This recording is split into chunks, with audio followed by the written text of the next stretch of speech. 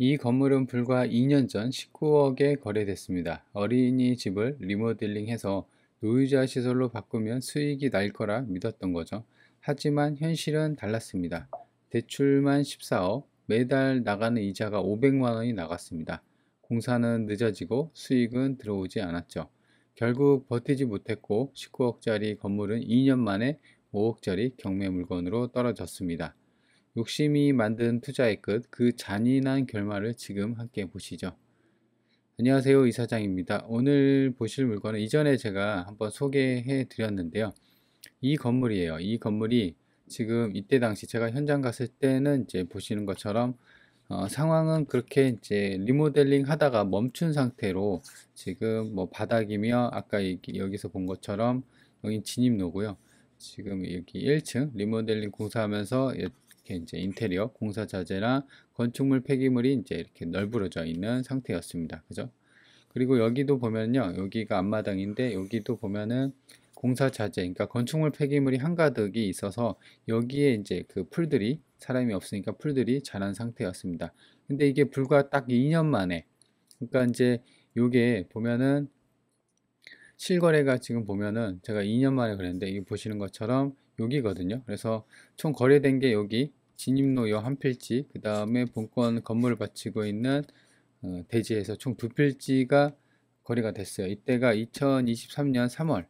그러니까 불과 한 2년 전에 19억 5천, 대략 한 20억 정도의 거래가 된 물건입니다. 그래서 지금 영상을 찍는 게 2025년이죠. 겨울인데 11월인데 거의 딱 2년 만에 이렇게 거의 14억이 돈이 삭제가 된 겁니다. 근데 보시면 여기 위치는 여기 이제 포승이거든요. 경기도 평택 포승이에요. 그래서 이때 당시 사진을 보면 2021년 3월경에는 아이비 어린이집이라고 여기가 굉장히 좀 성행을 했던 것 같아요. 그래서 아까 앞마당 여기 괜찮았고 여기 건물 상태도 괜찮죠. 그래서 요거 같은 경우는 지금 어린이집 정보해 갖고 이게 맘카페에서 올라온 사진인데요. 이 건물이 이렇게 순식간에 2년 만에 이렇게 변할 줄 누가 알았겠습니까? 그죠? 근데 이제 실제로는 이게 거의 한 1년? 1년도 안 돼서 이렇게 진행이 된 거예요. 그래서 지금 보면은 아까 2021년까지도 잘 영업을 했죠. 유치원 시설로. 그러다가 건축물 대장에서 보면 2022년 9월에 이 건물을 이제 그 유치원 영유아 보육시설에서 노유자 시설로 바꿉니다. 그러니까 요양병원이나 어떤 기타 노유자 시설로 이제 요새는 이제 저출산으로 인해서 노령 인구가 많다 보니까 사실상 유치원에서 이렇게 노유자 시설로 많이 변경되는 게 많이 있습니다. 그래서 예전에 건물 같은 데 보면은 예전에 여기 유치원인데 그 요양병원이나 노유자 시설이 들어왔네 이렇게 보는 건물이 저도 심심치 않게 보거든요. 자, 그래서 이렇게 됐다가 2022년, 그래서 이제 한 6개월 정도? 6개월 정도 있다가 2023년에 19억 5천에 거래가 됩니다. 근데 이게 비싸게 됐냐? 그건 아니에요. 이게 보시면 건물 평당이 이제 물론 이제 건물이 좀 크다 보니까 이 주변에 이제 거래된 거에 비하해 보면은 거의 오히려 더 싸게 거래된 게 있습니다. 그래서 여튼 요거는 이제 시세대로 거래가 잘 됐고요. 그래서 근데 특이한 거는 지금 거의 이제 한 60세, 거의 한 59세, 60세 되시는 분이 위치는 이제 보면 주소지는 광주, 전남 광주 광역시로 나옵니다. 그렇죠? 여기는 경기도 평택 물건이거든요.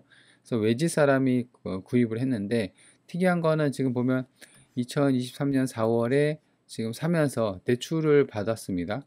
그래서 보면은 소유자랑 2023년 4월 4일에 같이 등기 변경이 되고 은행에서 대출을 받았는데 특이할 만한 거는 이게 축협은행이에요. 축협에서 17억 4천을 대출을 받습니다. 요거는 근데 채권 최고액이라고 해서 실제 대출은 요거에서 보통 이제 한 120%, 130%. 그러니까 이제 실제 대출보다 한 120에서 한 130% 정도 이렇게 기입을 합니다. 등기부에. 왜냐면 경매 넘어가면은 이 채권 최고액을 보존을 하려고 일부러 좀 크게 은행에서 이제 집담보대출 받아보신 분들 아실 텐데 이제 실대출보다도 좀 많이 합니다. 그래서 역산을 해서 보면은 축협 같은 경우는 보통 120에서 130% 정도 채권 최고액을 잡거든요. 그래서 여튼 이제 계산해 보면 120% 보면은 14억 5천을 대출을 받아요. 그러면은 이게 19억, 대략 한 20억 정도니까 내 돈이 한 5억 정도밖에 안 들어가고 나머지 그러니까 70에서 80%를 풀로 대출 받은 겁니다. 일반 매매에서요. 그러니까 이제 경매 같은 경우는 일반 매매랑 다르게 뭐 낙찰가에 이렇게 80에서 70% 대출 받는데 이거는 일반 매매. 그러니까 이제 지금 축협이잖아요. 일반 어떤 우리은행, 국민은행, 뭐 새마을금고 우리가 흔히 아는 그런 어떤 좀 짱짱하다고 제1금융권이라고 여겨지는 그런 데서 대출을 안 받고 여기서 받았습니다. 그 이유는 뭐냐면은 내 돈은 적은데 내 돈은 적은데 이 큰 물건을 대출로 이빠이 받아서 살려는 그런 욕심이 좀 있었겠죠. 그래서 어떤 시나리오도 있었겠고 본인만의. 그래서 돈이 없다 보니까 이렇게 크게 대출을 무리하게 받은 겁니다.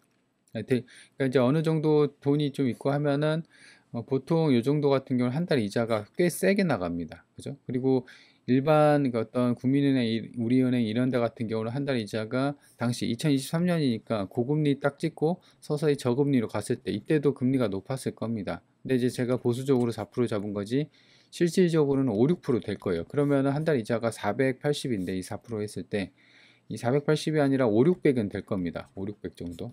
그죠? 그래서 이렇게 이제 돈이 없는 상태에서 무리하게 대출을 이빨 끌었고, 그래서 이런 대출을 해주는 데가 이제 축협밖에 없으니까 이런 식으로 대출을 풀로 끌은 겁니다. 그래서 보시면 4월 달에 진행이 됐어요.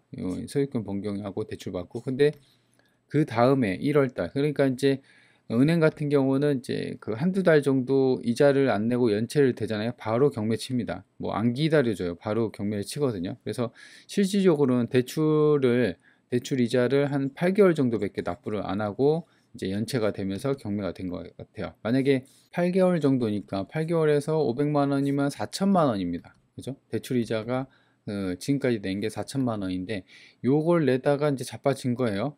이자도 이렇게 생각을 충분히 했을 텐데 왜 이렇게 하다가 넘어졌을까라는 생각이 드는데 그 원인은 이제 보시면 아까도 얘기한 것처럼 그 사진을 보면 좀 알 수 있습니다. 리모델링을 이렇게 했어요. 철거하는데 아무래도 이제 본인 입맛에 맞게끔 어떤 노유자 시설이나 요양병원이나 이제 본인 입맛에 맞게끔 인테리어를 좀 했겠죠. 근데 이렇게 하다가 공사 대금이나 이런 이제 대금 문제에서 그 어떤 이슈가 생겼고 생각보다 이제 비용이 많이 나오거나 여튼 그런 문제로 인해서 지금 그 유치권 신고가 좀 들어왔을 것 같아요. 그러니까 이제 공사 대금을 사전 협의해서 그래서 인테리어나 이런 거 공사할 때는 반드시 사실상 계약서나 이런 걸 면밀하게 따져봐야 되는데 양측의 의견이 달라지고 서로 어떤 이제 다툼이 발생하고 그러면 뭐 소송으로 하겠다 뭐 그러는데 건물주 입장에서는 돈이 사실상 한 푼이라도 아쉽고 그 다음에 한 달 이자가 5, 600씩 나가니까 지연하면 지연할수록 손해입니다. 그러면 이거를 갖고 있다 팔면 되지 않냐. 근데 유치권이 성립이 되고 이렇게 들어가 버리면은 사실 누가 이걸 팔고 일반 매매 시장에서는 이런 걸 취급을 안 해줍니다. 그리고 은행에서도 이미 경매가 들어가 버리면 경매 딱지가 붙어 버리면 등기부에 사실상 취급이 안 되는 거죠. 그래서 그냥 애초에 이 건물을 건드리지 않고 그냥 유치원 시설로 놨으면 그나마 누가 인수자가 나와서 좀 샀을 수도 있겠죠. 근데 이미 리모델링으로 파손이 되고 유치권도 들어가 있고 경매 결시 결정도 들어가 있는 상황에서는 일반 부동산 시장에서는 매수자를 찾기는 쉽지 않을 거다. 그래서 상당히 지금 보시면 감정가가 이게 이제 20억 정도 됐거든요. 21억 정도 됐는데 지금 최저가는 5억 정도로 완전 똥값이 된 겁니다. 그죠?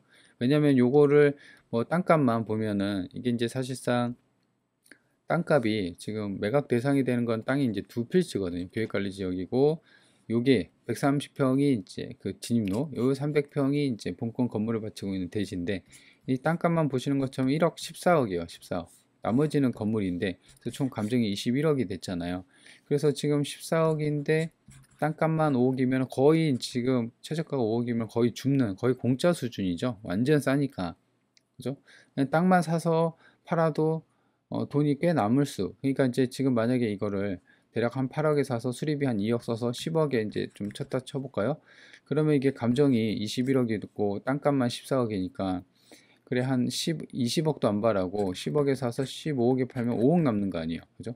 요 정도로 이제 수익성이 괜찮고 나름 해볼 만한 상대인데 그 물건인데 지금 이렇게 망가뜨려 버려 갖고 그러니까 망가뜨린 것보다도 리모델링 하다가 멈춘 게 이게 문제예요. 매수자 찾기가 쉽지 않고 등기부에 지금 제가 갔을 때 유치권 신고라는 내용은 없었거든요. 건물 그 경매 그 정보지 상에서도. 근데 이제 이렇게 붙어버리고 등기부에도 지금 보는 것처럼 이렇게 임의 개시 결정이 딱지가 붙어버리면 쉽지 않습니다. 그래서 많이 떨어졌거든요. 그래서 이제 위치도 보면요. 지금 여기가 여기 있고 바로 앞에 여기가 이제 버스 정류장 있고요. 학교랑 이런 게 잘 돼 있고 여기가 어디냐면 지금 이쪽 있죠. 여기는 이제 아파트 단지가 있고 이쪽 이렇게 보면은 이쪽이 대단지 대규모 그 포승공단이라고 평택에서는 공단 이제 산업단지 하면 국제 그 삼성전자가 들어오고 있는 고덕 국제 신도시가 있는데 그 이전에 평택에서 가장 컸던 거는 쌍용차 빼고는 여기가 엄청 컸습니다. 그래서 여기서도 세금을 많이 납부해서 평택시를 먹여 살린 어떤 이제 공단이라고 보시면 되거든요. 그 옛날부터 계속적으로 이루어졌던 그 공단이기 때문에 이쪽에서는 유동성이나 뭐 이런 게 인구 유동이 좀 예전부터 많이 있었습니다. 그리고 보시면 여기 서해안 IC거든요. 서해안 고속도로 IC가 서평택으로도 이렇게 바로 몰려 있어서 위치적으로는 뭐 나쁘지 않은 그런 위치입니다. 그죠? 그래서 그렇게 위치가 괜찮고 한데 이게 이제 왜 이렇게 됐냐? 원인을 좀 살펴보자면 일반 매매인데 일반 어떤 그 매매 아까 실거래 찍힌 거 있었잖아요. 일반 매매 시장에서 대출을 거의 한 70에서 80% 이빠이 땡긴 거예요. 근데 이거 같은 경우는 이제 뭐 대출을 내가 한 5, 600을 내더라도 월세 이자나 아니면 운영 수익이 그 이상 1000에서 한 2000 정도 나오면 충분히 버티고 해볼 만 하잖아요. 해볼 만 하거든요. 근데 이제 그게 아니라 일정한 그 어떤 시간이 필요했던 거예요. 근데 그 시간 동안에 그 어떤 이슈가 그러니까 그 공사업체랑 이런 이슈가 싸우면서 이슈가 나오면서 대출 이자를 감당을 못하고 이제 자빠진 거죠. 그러니까 이제 애초에 이런 거를 이제 살 때는 대출 이자를 폭 줄이거나 아니면은 이제 그 미리 사전에 이제 정확히 좀 타진을 해보고 아니면 믿을 만한 아니면 이슈가 없을 만한 어떤 그 공사 인테리어 리모델링 시나리오를 짜두고 염두에 두고 들어가야 되는데 그렇지. 돌발 변수에 대해서 그렇지 못하고 들어갔다는 거예요. 그래서 이분 같은 경우는 아마 파산했을 거예요. 거의 자기 돈 5억도 날리고 은행에서 이제 채권 회수가 14억이 그 돈을 빌려줬는데 지금 최저가가 5억이잖아요. 그러면 요거를 여튼 만약에 이게 7억에 낙찰된다고 하더라도 나머지 7억에 대해서는 회수가 묘연한 상황입니다. 그러면 그 사람에 대해서 남은 자녀 재산이나 이런 거에 대해서 당연히 압류가 들어가고 저당이 잡혀서 또 경매로 넘어갈 텐데 보통 이렇게 되면은 이제 건물주는 파산 신청을 하거나 파산을 합니다. 그럼 은행에선 7억이 붕 뜨죠. 이걸 못 받습니다. 그러면 담당자도 이거를 왜 대출해 줬냐 하면서 은행 담당자도 아마 그 책임에 대해서는 자유롭지는 못할 거예요.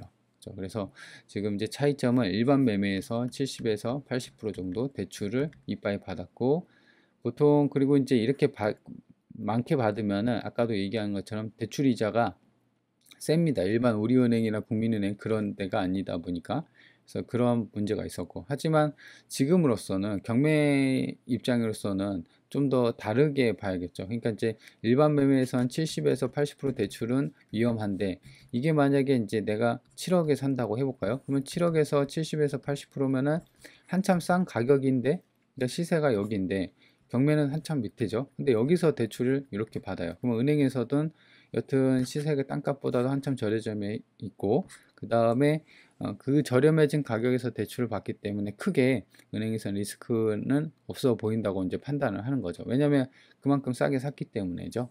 그래서 지금 그 대출을 이용할 때 이제 대출을 이빠이 받는 거는 일반 매매 시장이 아니라 경매 시장에서만 통용이 된다라는 거예요. 경매 시장도 이제 감정가대보다 좀 높게 낙찰이 되면 그건 좀 위험하고 여튼 시세보다 한참 싸게 샀을 때 그 대출이 풀로 대출 받는 게 좀 안정적이다. 이런 거가 이제 이 영상의 핵심입니다. 그래서 일반 매매에서는 반드시 대출을 이빠이 받는 게 아니라 본인이 감당 가능한 그리고 앞으로의 이제 돌발 리스크를 염두에 두고 좀 적게 받는 게 좋고 하지만 경매 시장에서는 싸게 산 만큼은 이제 풀로 대출 받는 게 좋습니다. 그래서 부동산 할 때 일반 매매랑 이렇게 경매랑 그 비교를 해보면 대출에서 이렇게 극명한 차이를 보이게 된다라는 겁니다. 자, 그래서 이번 영상에서는 이제 일반 부동산 시장이랑 일반 그 경매 시장이나 대출 구조를 같이 살펴보면서 왜 이 건물이 이렇게 크게 폭락하고 거의 2년 만에 14억, 물론 이제 낙찰된 건 아닙니다. 5억에 14억, 15억 정도가 2년 만에 거의 돈이 삭제가 됐죠. 그렇게 됐는지도 한번 살펴봤습니다.